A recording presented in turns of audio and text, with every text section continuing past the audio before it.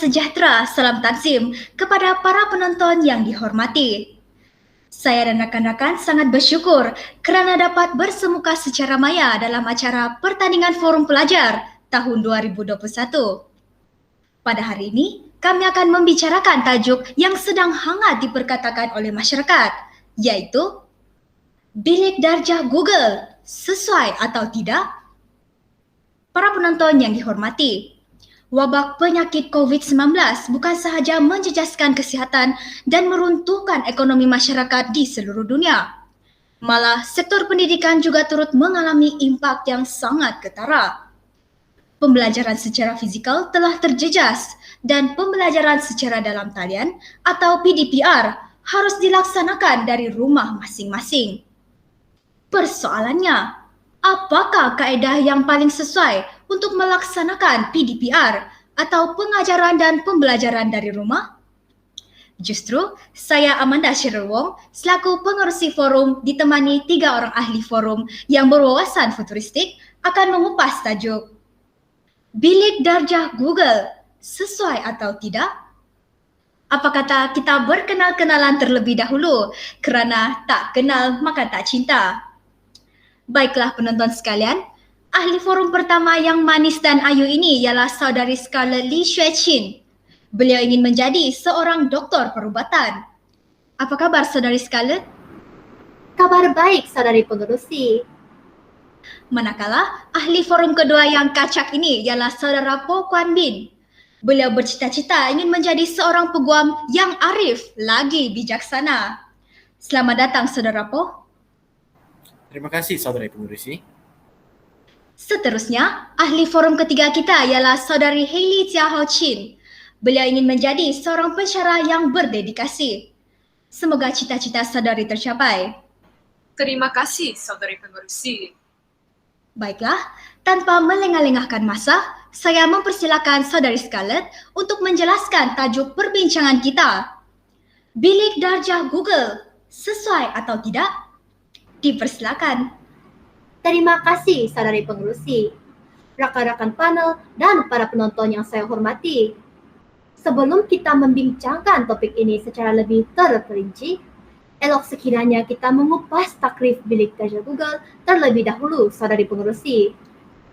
Silakan saudari Scarlett. Baiklah saudari pengerusi. Bilik Darjah Google dapat ditakrifkan sebagai kelas maya yang diselenggarakan secara dalam talian internet.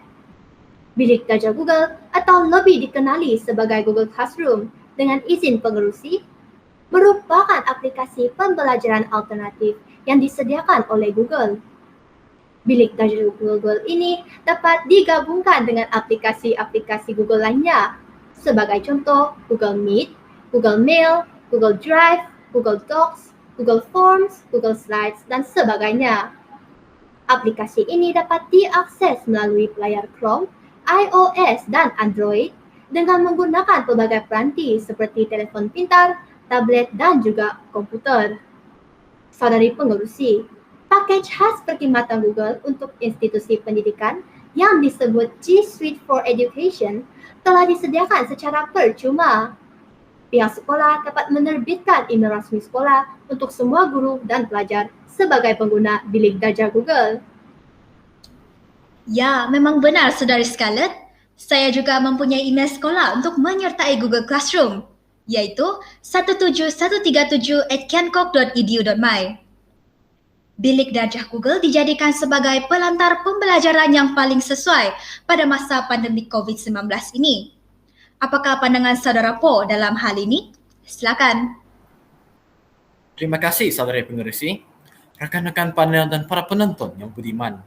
Bilik Darjah Google atau Google Classroom dengan izin pengerusi sememangnya sangat sesuai digunakan sebagai pelantar pembelajaran alternatif. Lebih-lebih lagi semasa pandemik COVID-19 ini.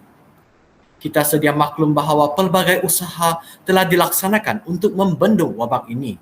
Termasuklah pihak kerajaan melaksanakan Perintah Kawalan Pergerakan PKP, menguatkuasakan SOP dan juga melancarkan program imunisasi COVID-19 kebangsaan PICK. Semasa PKP dikuatkuasakan di negara kita, pihak sekolah tidak dibenarkan melaksanakan kelas secara fizikal. Oleh itu, pihak sekolah harus melaksanakan kaedah pembelajaran dalam talian dari rumah atau PDPR. Pada pendapat saya, bilik darjah Google jika digabungkan dengan Google Meet sebagai wadah komunikasi antara guru dan para pelajar memang sangat sesuai digunakan untuk melaksanakan sistem pembelajaran dalam talian kerana di mana ada kemahuan, di situ ada jalan. Begitulah pandangan saya, saudari pengerusi. Terima kasih, Saudara Po. Sekarang kita beralih kepada Saudari Hailey. Apakah komen saudari dalam hal ini? Silakan. Terima kasih, saudari pengerusi. Saya sependapat dengan saudari Scarlett dan saudara Po. Memang benar kita sedang berdepan dengan cabaran paling getir pada alat ini. Saban hari, bilangan kes penyakit COVID-19 semakin meningkat. Wabak ini telah menjejaskan semua sektor, termasuklah sektor pendidikan. Justru, jika kaedah pembelajaran secara fizikal tidak dapat dilaksanakan, maka kelas virtual bilik darjah Google dapat digunakan. Bab kata peribahasa, kalau tiada rotan, akar pun berguna. Sebenarnya, aplikasi Google Classroom telah dilancarkan pada 6 Mei 2014. Jadi kewujudan aplikasi ini sudah berusia 7 tahun. Walau bagaimanapun, di negara kita, aplikasi ini mulai digunakan sejak 1 Julai 2019. Pihak Kementerian Pendidikan Malaysia telah bersetuju untuk menggunakan Google Classroom sebagai opsi pelantar pembelajaran alternatif. Pihak KPM tidak lagi melanggan perkhidmatan Frog VLE kerana kosnya adalah mahal. Pada pendapat saya, bilik darjah Google sememangnya lebih sesuai digunakan jika digabungkan dengan aplikasi Google Meet untuk melaksanakan kelas dalam talian. Lebih-lebih lagi pada masa pandemik COVID-19 ini. Begitulah pendapat saya, saudari pengerusi. Terima kasih, Saudari Hailey. Jelaslah, sudah terang lagi bersuluh. Bilik darjah Google atau lebih dikenali sebagai Google Classroom sememangnya sesuai dijadikan sebagai pelantar pembelajaran dalam talian. Selain percuma, Google Classroom juga banyak kebaikannya dan sangat sesuai untuk mewujudkan suasana pembelajaran abad ke-21. Justru, kita akan membincangkan kebaikan bilik darjah Google secara lebih terperinci. Silakan, Saudari Scarlett. Terima kasih, saudari pengerusi. Kita sedia maklum bahawa bilik darjah Google merupakan satu aplikasi untuk pendidikan yang mesra pengguna. Antara kebaikannya, Google Classroom mudah digunakan oleh guru dan pelajar. Sebagai contoh, Google Classroom boleh diakses di mana-mana sahaja dengan menggunakan peranti telefon pintar, tablet dan komputer yang mempunyai pelayar internet. Guru dan pelajar boleh mengakses Google Classroom berkenaan dengan menggunakan akaun Gmail yang telah ditetapkan oleh pihak sekolah. Selain itu, guru boleh berbincang, berkomunikasi dan bersoal jawab dengan para pelajar. Sebagai contoh, perbincangan dalam kelas maya dapat dijalankan dengan menggunakan pautan Google Meet. Ujian pula dapat dilaksanakan dengan menggunakan pautan Google Forms. Manakala aplikasi kuis seperti Kahoot dan Quizizz juga boleh digabung jalinkan bersama dengan Google Classroom. Pendek kata, saudari pengerusi, bilik darjah Google banyak kebaikannya. Ternyata, bilik darjah Google memang banyak manfaatnya. Seterusnya, kita akan mendengar pandangan Saudara Po. Silakan. Terima kasih, saudari pengerusi. Saya sependapat dengan saudari Scarlett. Bilik darjah Google memang mudah digunakan dan mudah diakses melalui komputer, telefon pintar dan tablet. Teknologi yang canggih ini memang lebih memudahkan tugas guru. Sebagai contoh, guru mudah untuk memaparkan bahan pembelajaran, tugasan, pengumuman dan juga menyiarkan video daripada YouTube. Selain itu, guru juga boleh menambah pautan atau melampirkan fail daripada Google Drive, Google Docs, Google Forms dan seumpamanya. Jadi saudari pengerusi, proses membina dan memberikan tugasan, menyemak latihan, merekodkan markah dan juga memberi maklum balas dapat dilakukan dengan lebih pantas. Selain itu, guru juga boleh mengetahui pelajar yang belum menghantar tugasan berkenaan. Oh, kalau begitu, kerja guru menjadi lebih mudah dan lebih efisien. Apakah komen saudari Hailey dalam perkara ini? Silakan. Terima kasih saudari pengerusi. Saya sependapat dengan saudari Scarlett dan saudara Paul. Memang benar, bilik darjah Google bukan sahaja mendatangkan kebaikan kepada guru, malah para pelajar juga turut menerima manfaatnya. Sebagai contoh, para pelajar tidak perlu menyalin nota yang terlalu banyak kerana semua bahan pembelajaran yang tersimpan di Google Drive secara automatik itu dapat dicetak pada bila-bila masa. Hal ini dapat menjimatkan masa dan tenaga para pelajar. Selain itu, para pelajar juga dapat melihat markah ujian dan maklum balas atau komen guru terhadap semua tugasan dengan lebih pantas. Bukan itu sahaja, para pelajar juga dapat berkomunikasi dan bertanya kepada guru melalui email atau ruang dialog apabila mereka kurang memahami pelajaran berkenaan. Kembali kepada saudari pengerusi. Terima kasih saudari Hailey atas pencerahannya. Para penonton yang budiman, bilik darjah Google memang banyak manfaatnya. Walau bagaimanapun, bilik darjah Google juga ada kekurangannya kerana tiada sesuatu yang benar-benar sempurna. Bak kata peribahasa, tiada gading yang tak retak. Justru, kita akan membincangkan kekurangan bilik darjah Google. Silakan saudari Scarlett. Terima kasih saudari pengerusi. Sungguh pun bilik darjah Google banyak kebaikannya. Namun ada juga kekurangannya. Antara kekurangannya, aplikasi ini sangat terhad kerana tidak boleh diakses daripada pelbagai domain. Sebagai contoh, kita tidak boleh log masuk dengan menggunakan akaun Gmail peribadi. Sebaliknya, kita hanya dibenarkan log masuk dengan menggunakan email Gmail yang telah ditetapkan oleh pihak sekolah dengan menggunakan Google Apps for Education, iaitu domain edu.my. Saudari pengerusi, perkara ini mungkin akan mengecewakan para pengguna yang tidak dibenarkan log masuk apabila mereka tersalah email. Maafkan saya, saudari pengerusi. Silakan saudara Po. Terima kasih. Sebenarnya, saudari pengerusi, pada pendapat saya, perkara ini bukanlah satu kekurangan, melainkan satu kelebihan kerana menjadikan bilik darjah Google lebih selamat dan senarai pelajarnya juga lebih sistematik. Ya, memang benar. Ada kalanya di sebalik kekurangan ada kelebihannya. Seterusnya, kita akan mendengar pandangan saudari Hailey. Silakan.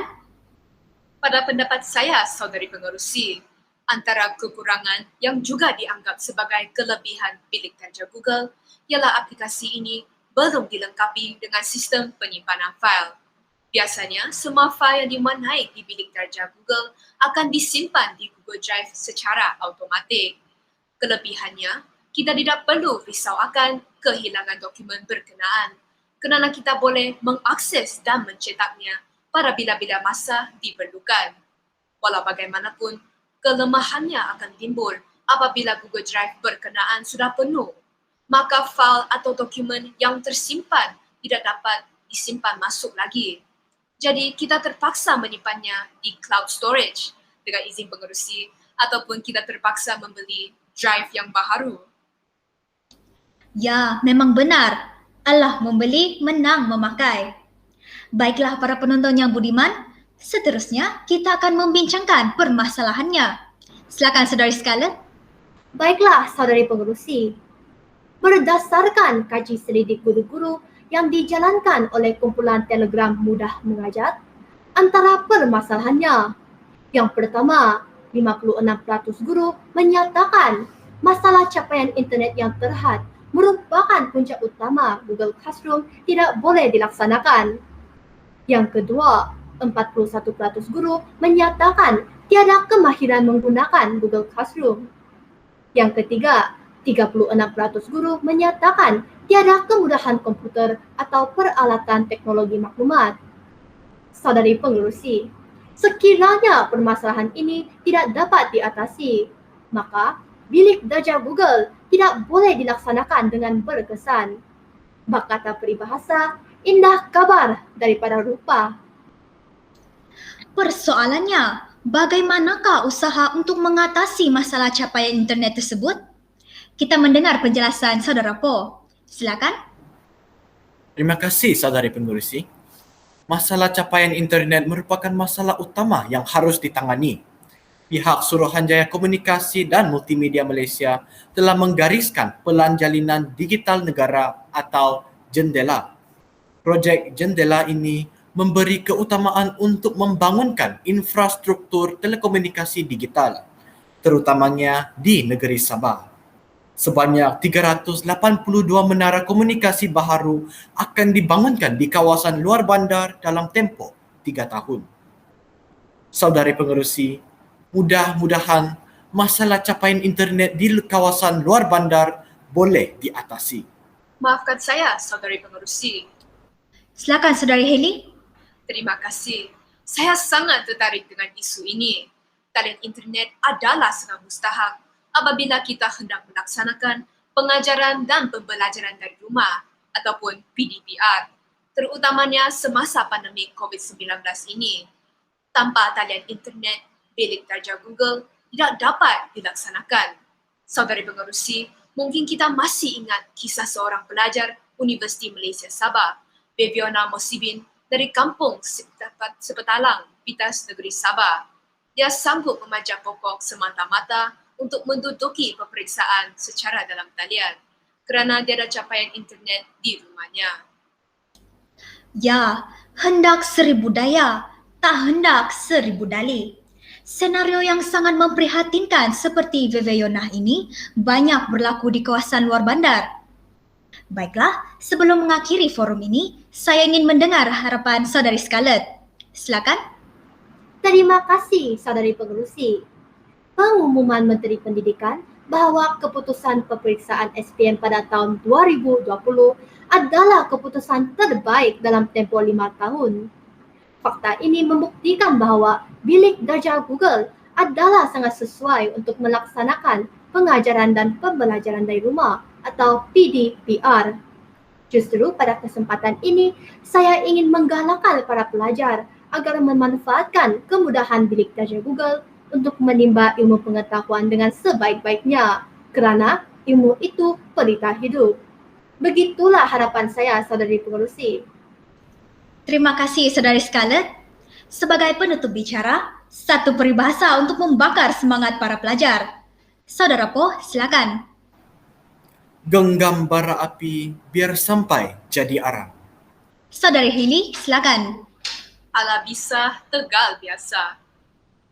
Baiklah para penonton yang dihormati, kesimpulannya, berdasarkan perbincangan kita, jelaslah bahawa bilik darjah Google sememangnya sesuai dijadikan sebagai pelantar pembelajaran dalam talian atau PDPR, terutamanya pada masa pandemik COVID-19 ini. Justru, para pelajar haruslah memanfaatkan kemudahan teknologi ini untuk menimba ilmu pengetahuan dengan sebaik-baiknya.